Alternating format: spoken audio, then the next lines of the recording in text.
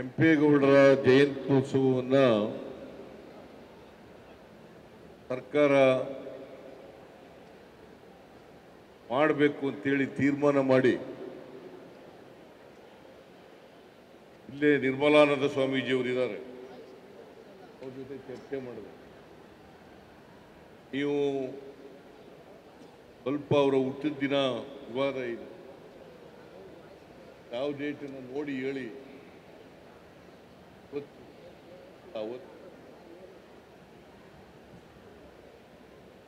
ಅವರು ಚರ್ಚೆ ಮಾಡಿ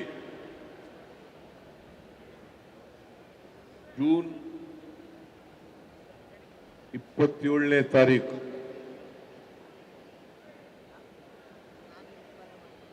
ಅವರು ಹುಟ್ಟಿದ್ದು 1510ನೇ ಇಸ್ವಿ, ಜೂನ್ 27.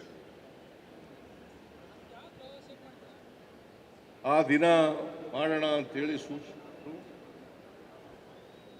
ಅಲ್ಲಿಂದ 2017ನೇ ಇಸ್ವಿ ಅಂತ ಅನಿಸುತ್ತೆ,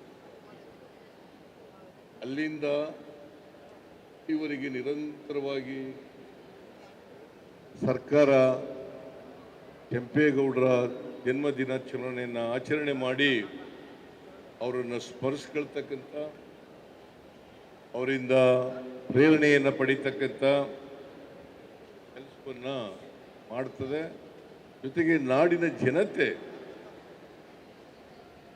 ಕೆಂಪೇಗೌಡರ ದಿನಾಚರಣೆಯನ್ನು ಆಚರಣೆ ಮಾಡಿ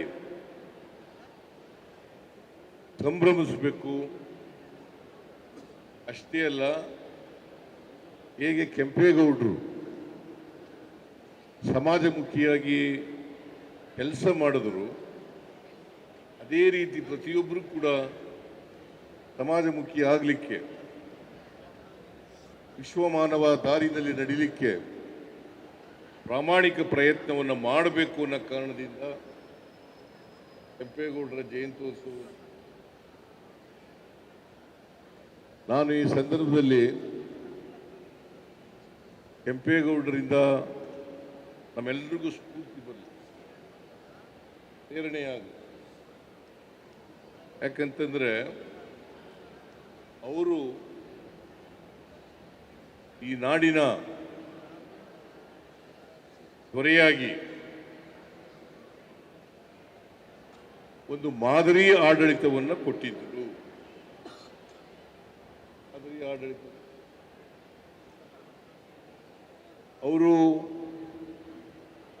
ಹುಟ್ಟಿನಿಂದ ರೈತ ಸಮುದಾಯದಲ್ಲಿ, ಒಕ್ಕಲಿಗ ಸಮುದಾಯದಲ್ಲಿ ಜನಿಸಿದ್ರು ಕೂಡ ಅವರ ಆಡಳಿತದ ಅವಧಿನಲ್ಲಿ ಯಾವತ್ತೂ ಕೂಡ ಜಾತಿ ಧರ್ಮ ವಿಂಗಡಣೆ ಮಾಡ್ತಕ್ಕಂಥ ಪ್ರಯತ್ನವನ್ನು ಮಾಡಲಿಲ್ಲ. ಎಲ್ಲ ಜನಾಂಗದವರು, ಎಲ್ಲ ಜಾತಿಯವರನ್ನು ಕೂಡ ಅಭಿವೃದ್ಧಿಪಡಿಸ್ತಕ್ಕಂಥ ಪ್ರಯತ್ನವನ್ನು ಮಾಡಿದ್ರು. ನೀವು ಅವರ ಇತಿಹಾಸವನ್ನು ನೋಡಿದಾಗ ಅವರ ಆಡಳಿತ ಕಾಲದ ಅವಧಿನಲ್ಲಿ ಏನೆಲ್ಲ ಮಾಡಿದ್ರು ಅಂತಕ್ಕಂಥದ್ದನ್ನು ತಿಳ್ಕೊಂಡಾಗ ಗೊತ್ತಾಗ್ತದೆ ಅವರು ಜಾತ್ಯತೀತವಾಗಿತ್ತು. ಒಬ್ಬ ಜಾತ್ಯತೀತ ವ್ಯಕ್ತಿ. ಅವರು ಕೃಷ್ಣದೇವರಾಯರ ಕಾಲ, ಆ ಕಾಲದಲ್ಲಿ ಬೆಂಗಳೂರು ನಗರದ, ಬೆಂಗಳೂರು ಪ್ರಾಂತ್ಯದ ಮಾಂಡಲಿಕರಾಗಿದ್ದರು. ಅವರನ್ನು ನಾಡಪ್ರಭು ಅಂತ ಕರೀತೀವಿ. ಅದಕ್ಕೆ ಅಂಬೇಡ್ಕರ್ ಅವರು ಹೇಳಿದ್ರಲ್ಲ, ಯಾರಿಗೆ ಇತಿಹಾಸದ ಅರಿವಿಲ್ವೋ ಅವ್ರು ಯಾರು ಕೂಡ ಭವಿಷ್ಯ ರೂಪ. ಅದಕ್ಕೋಸ್ಕರ ನಾವೆಲ್ಲರೂ ಕೂಡ ಇತಿಹಾಸವನ್ನು ಅರ್ಥ ಮಾಡ್ಕೋಬೇಕಾಗ್ತದೆ. ನಾವು ಅರ್ಥ ಮಾಡ್ಕೊಂಡು ತಪ್ಪುಗಳನ್ನು ತಿದ್ಕೊಂಡು ಮುಂದೆ ಈ ಮಾನವ ಸಮಾಜ ಇದೆಯಲ್ಲ, ನಾವೆಲ್ಲರೂ ಕೂಡ ಮನುಷ್ಯರಾಗಿ ಬಾಳ್ತಕ್ಕಂಥ ಪ್ರಯತ್ನವನ್ನ ಮಾಡಬೇಕು. ಎಲ್ಲರೂ ಮನುಷ್ಯರಾಗಿ ಬಾಳಬೇಕು. ನಾವು ಜಾತಿ ಧರ್ಮ ಎಲ್ಲ ಇದ್ರೂ ಕೂಡ ಒಟ್ಟಿಗೆ ಮಾನವನಾಗಿ ಬದುಕ್ತಕ್ಕಂಥ ಪ್ರಯತ್ನವನ್ನು ಮಾಡಬೇಕು. ಕೆಂಪೇಗೌಡರು ಅವರ ಆಡಳಿತ ಅವಧಿನಲ್ಲಿ ಯಾವತ್ತೂ ಕೂಡ ಜಾತಿ ಮಾಡಲಿಲ್ಲ. ಇವತ್ತೇನಾದರೂ ಬೆಂಗಳೂರು ಈ ಮಟ್ಟಕ್ಕೆ ಬೆಳೆದಿದ್ರೆ ಅದಕ್ಕೆ ಕೆಂಪೇಗೌಡರು ಕಾರಣ ಅಂತಕ್ಕಂಥದನ್ನ ಮರೀಲಿಕ್ಕೆ ಸಾಧ್ಯ.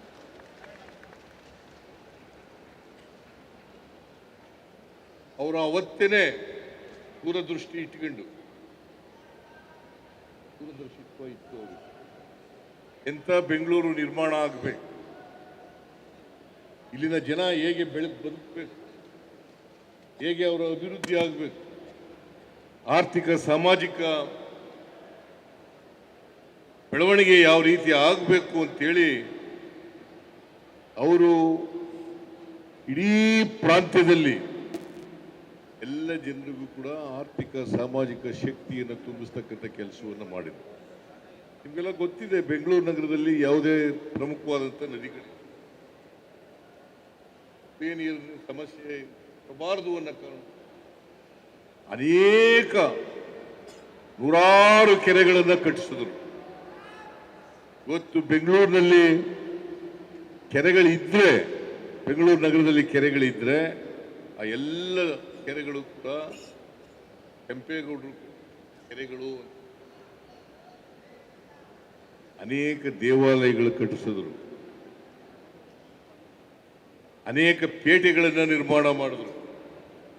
ಯಾಕಂದ್ರೆ ಆರ್ಥಿಕವಾಗಿ ಬೆಂಗಳೂರು ನಗರ ಬೆಳಿಬೇಕು. ಎಲ್ಲ ವೃತ್ತಿ ಮಾಡ್ತಕ್ಕಂಥ ಜನರು ಅವರ ವೃತ್ತಿಯನ್ನ ಬೆಳವಣಿಗೆ ಮೂಲಕ ಈ ನಗರದ ಅಭಿವೃದ್ಧಿ ಆಗುತ್ತೆ. ಅನೇಕ ಪೇಟೆಗಳನ್ನು ಪೇಟೆ, ಪೇಟೆ, ನಗರದ ಪೇಟೆ,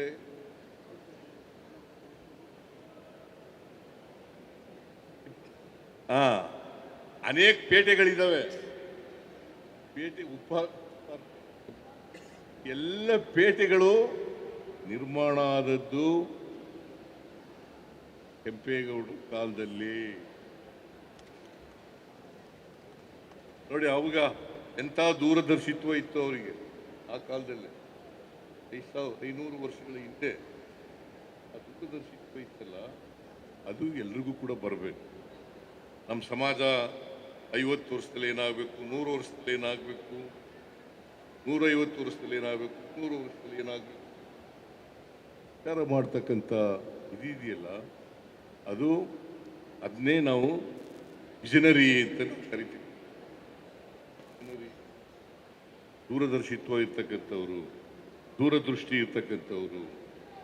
ಸೊ ಅಂಥ ವ್ಯಕ್ತಿ ಇವತ್ತು ನಾವು ಅವರನ್ನು ನೆನ್ಕೊಳ್ತಾ ಇರ್ತಕ್ಕಂಥದ್ದು ಇದೆಯಲ್ಲ, ಪ್ರತಿಯೊಬ್ಬರ ಕರ್ತವ್ಯ.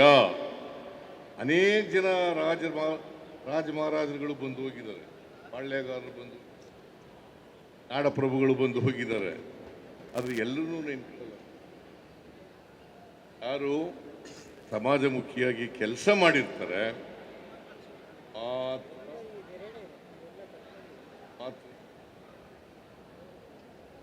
ಅವರಿಂದ ಪ್ರೇರಣೆಯನ್ನ, ಸ್ಫೂರ್ತಿಯನ್ನ ಪಡಿತಕ್ಕಂಥ ಪ್ರಯತ್ನವನ್ನು ಮಾಡ್ತಾರೆ. ಅದಕ್ಕೋಸ್ಕರ ಕೆಂಪೇಗೌಡರ ಈ ಭಾಗ ಅವರು ಬದುಕಿದ್ರು, ಆ ಎಲ್ಲ ಭಾಗಗಳು ಕೂಡ ಅಭಿವೃದ್ಧಿ ಆಗಬೇಕು ಅಂತೇಳಿನೇ ಕೆಂಪೇಗೌಡ ಅಭಿವೃದ್ಧಿ ಪ್ರಾಧಿಕಾರ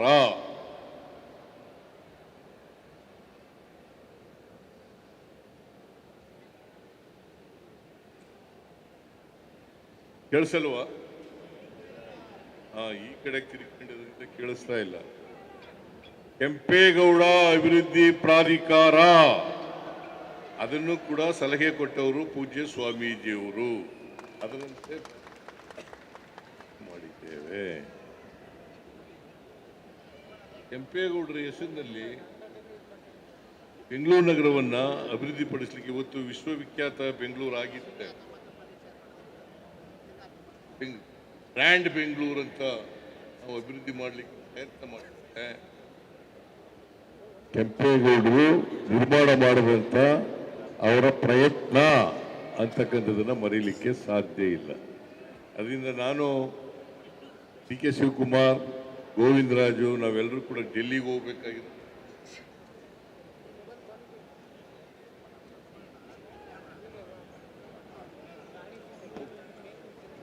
ಮಾತಾಡಿ ಆಮೇಲೆ ನಿಧಾನವಾಗಿ ಮಾಡಿ ನಾವು ಡೆಲ್ಲಿಗೆ ಹೋಗ್ತೀವಿ ಅಂತೇಳಿ ಆತುರವಾಗಿ ಮುಗಿಸೋದು ಕಾರ್ಯಕ್ರಮ ನಿಧಾನವಾಗಿ ಮಾಡಿ ಅಂತ ಕನ್ನಡ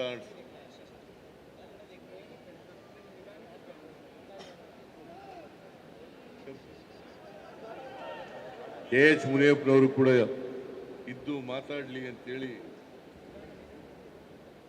ಹೇಳಿ ಸೂಚನೆ ಕೊಟ್ಟು ಅವರಿಗೆ ಈ ಕಾರ್ಯಕ್ರಮ ಬಹಳ ಯಶಸ್ವಿಯಾಗಿ ನಡೆದಿದೆ. ನೀವೆಲ್ಲರೂ ಕೂಡ ಉತ್ಸಾಹದಿಂದ ಭಾಗಿಯಾಗಿದ್ದೀರಿ. ನೀವೆಲ್ಲರಿಗೂ ಕೂಡ ನಾನು ಇಷ್ಟೇ ಹೇಳೋದು, ಕೆಂಪೇಗೌಡರು ಹೇಗೆ ಜಾತ್ಯತೀತವಾಗಿ ಬದುಕಿದ್ರು ಅದೇ ರೀತಿ ಕೆಂಪೇಗೌಡರು ಯಾವುದೇ ಒಂದು ಜಾತಿ ಸೀಮಿತರಾದವರು, ಈ ಸಮಾಜ ಅವರನ್ನು ಸ್ಮರಿಸ್ಕೋಬೇಕು. ಸಮಾಜದ ಎಲ್ಲ ಜನರು ಕೂಡ ಸ್ಮರಿಸ್ಕೋಬೇಕು. ಅವರು ಮಾಡಿದಂಥ ಕೆಲಸಗಳನ್ನು ಸ್ಮರಿಸ್ಕೋಬೇಕು. ಸೊ ಅದು ನಾವು ಕೆಂಪೇಗೌಡರಿಗೆ ಸಲ್ಲಿಸ್ತಕ್ಕಂಥ ಗೌರವ ಅಂತಕ್ಕಂಥ ಮಾತುಗಳನ್ನು ಹೇಳ್ತಾ ನಿಮ್ಮೆಲ್ಲರಿಗೂ ಮತ್ತೊಮ್ಮೆ ಕೆಂಪೇಗೌಡರ ಜಯಂತ್ಯೋತ್ಸವದ ಶುಭಾಶಯಗಳನ್ನು ಕೋರಿ ನನ್ನ ಮಾತನ್ನು ಮುಗಿಸ್ತೇನೆ. ಜೈ ಹಿಂದ್, ಜೈ ಕರ್ನಾಟಕ, ಜೈ ಕೆಂಪೇಗೌಡ. ಹೆಚ್ಚಿನ ವಿಡಿಯೋಗಳಿಗೆ ಪ್ರತಿಧ್ವನಿ ಯೂಟ್ಯೂಬ್ ಚಾನೆಲ್ ಸಬ್ಸ್ಕ್ರೈಬ್ ಮಾಡಿ, ಬೆಲ್ ಐಕಾನ್ ಕ್ಲಿಕ್ ಮಾಡಿ.